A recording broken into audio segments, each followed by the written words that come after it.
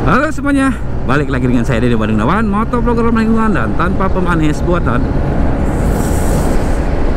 Lagi di Bukit Indah City, Pulang San Mori. Dan kali ini saya mau jawab pertanyaan seputar tips servis di bengkel resmi ya.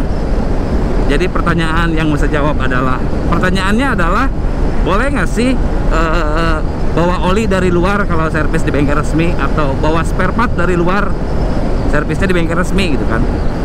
Jawabannya boleh aja.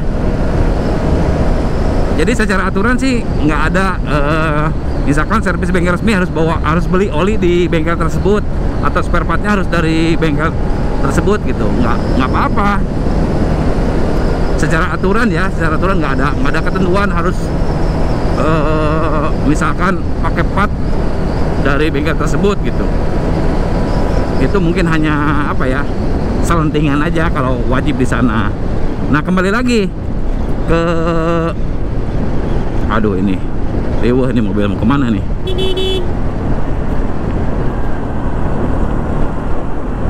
Oh, mungkin belajar.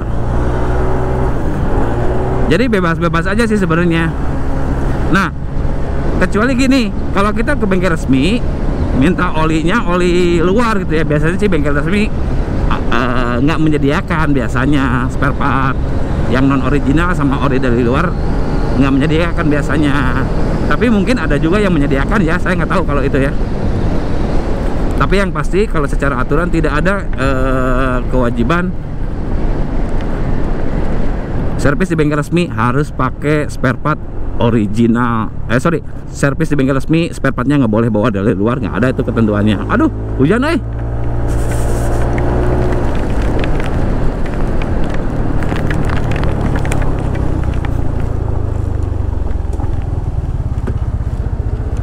Oke, saya lanjutin. Barusan saya pakai jas hujan dulu karena ini gerimis. Tapi pas udah pakai jas hujan malah nggak hujan lagi nih.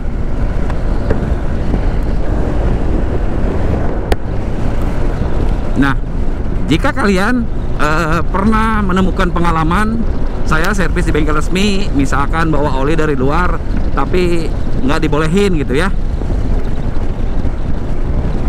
itu secara aturan sih nggak bisa seperti itu gitu kan.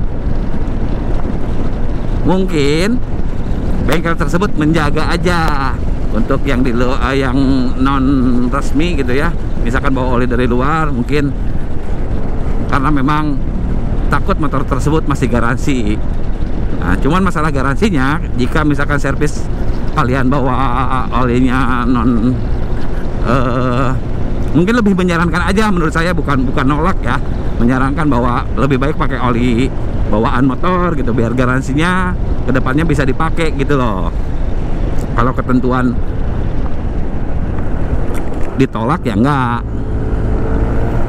Lalu bagaimana dengan spare part gitu kan? Sama juga, kalau bawa spare part dari luar mungkin bengkel resmi lebih menyarankan pakai yang part original gitu kan. Biar apa? Biar motornya lebih terjaga aja gitu kan. Apalagi motor yang masih masa garansi ya. Jadi lebih baik ketika Om saya takutnya ditolak misalkan. Jadi saya pernah menyarankan tips di bengkel resmi itu, coba kalau datang ke sana tuh temui chip mekaniknya dulu ya, atau kepala mekanik ya, biar kalian dapat informasi dulu, konsultasi dulu gitu kan. Jadi servis ke bengkel resmi itu tidak serta-merta datang lalu ketemu dengan mekaniknya, bukan, nggak boleh. Mekanik itu tugasnya eksekutor ya, dia menjalankan instruksi dari chip mekanik. Jadi kalau kalian nggak menemui dulu chip mekanik, biasanya antara keluhan dengan pengerjaannya kadang-kadang ada yang miss gitu kan. Jadi biar tidak miss komunikasi, kalian datang konsultasi dulu, itu boleh. Kalau menemui bengkel resmi yang tidak bisa diajak, wah terlalai kemana tidak bisa dikonsultasi dulu gitu ya, ngobrol dulu dengan chip mekaniknya, saya sarankan nggak usah jadi ke bengkel resmi tersebut gitu ya. Karena apa? Karena menurut saya bengkel resmi tersebut kalau nggak bisa diajak konsultasi dulu, kurang apa ya, kurang aja gitu kan. Karena secara prosedur bengkel resmi menerima konsultasi dulu gitu. Jadi ke bengkel resmi kebanyakan kan ada yang misalkan nggak biasa, ketakutan, takut langsung dieksekusi, takut mahal, takut apa. Jadi bisa ke bengkel resmi itu diestimasi dulu, misalkan mau partnya part original kah atau part tidak original kah. Seumpamanya datang ke bengkel nanya, misalkan motor saya mau turun mesin atau motor saya ngebul gitu kan, saya pengen tahu dulu harganya berapa. Itu bisa ya, sangat bisa ya. Kalau ada yang nggak bisa bengkel resmi, ya itulah yang bengkel resmi yang kurang bagus ya.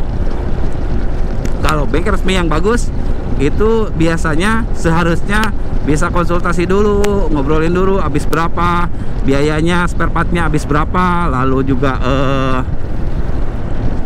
biaya ongkosnya berapa. Biasanya sih dihitung tertinggi dulu ya. Misalkan motor mesin itu dihitungnya part yang harus digantinya apa-apa gitu kan.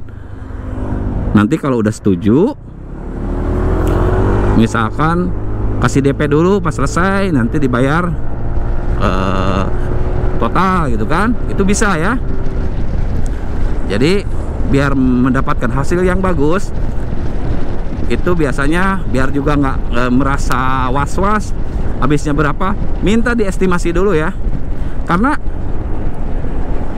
kadang-kadang juga gini, kita berpikir part non original itu misalkan lebih murah dari part originalnya gitu kan. Itu belum tentu ya.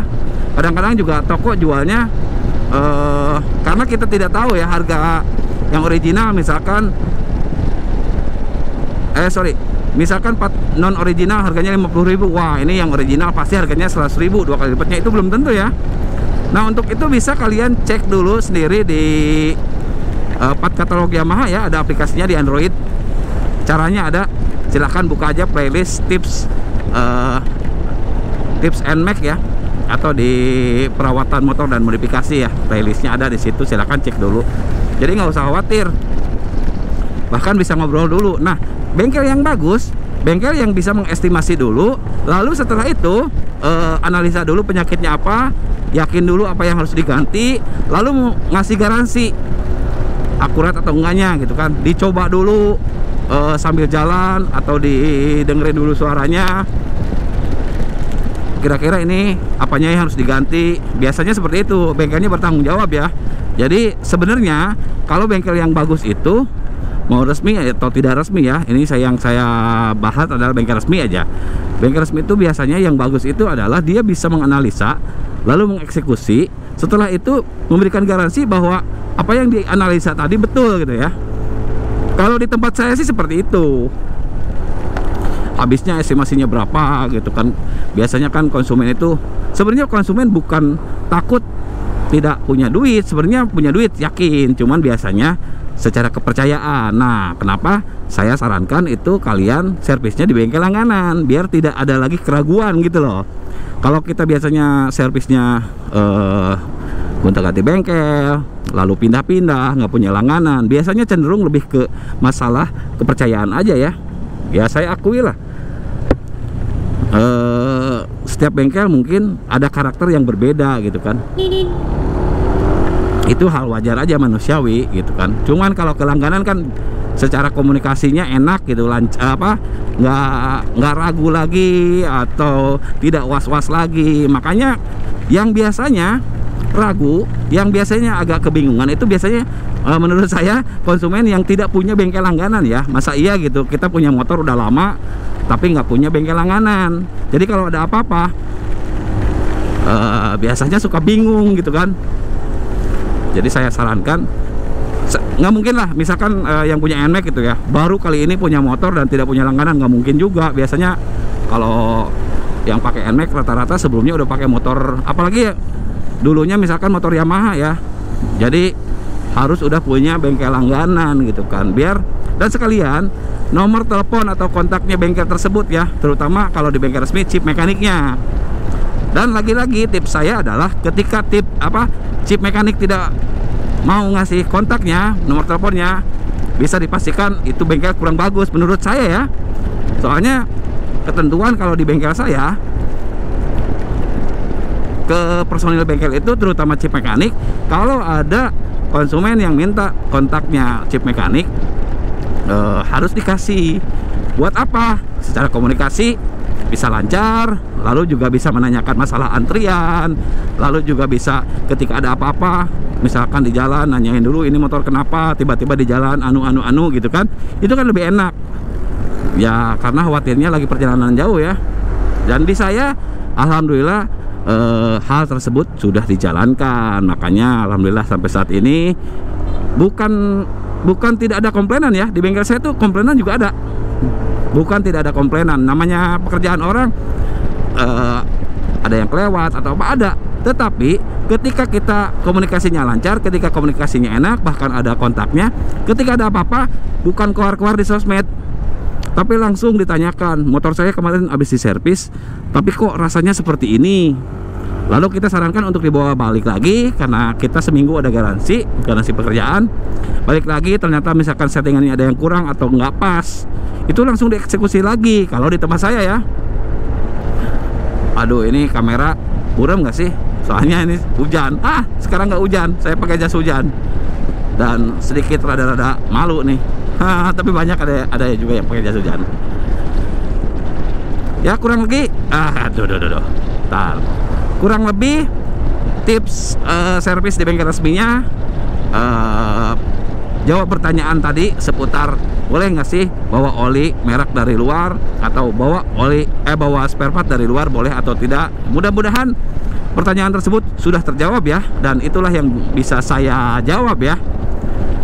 Barangkali ada masukan silahkan tulis aja di kolom komen. Jangan lupa subscribe dulu ya untuk informasi lain tentang tips servis motor Yamaha, terutama motor NMAX. Terima kasih and bye-bye.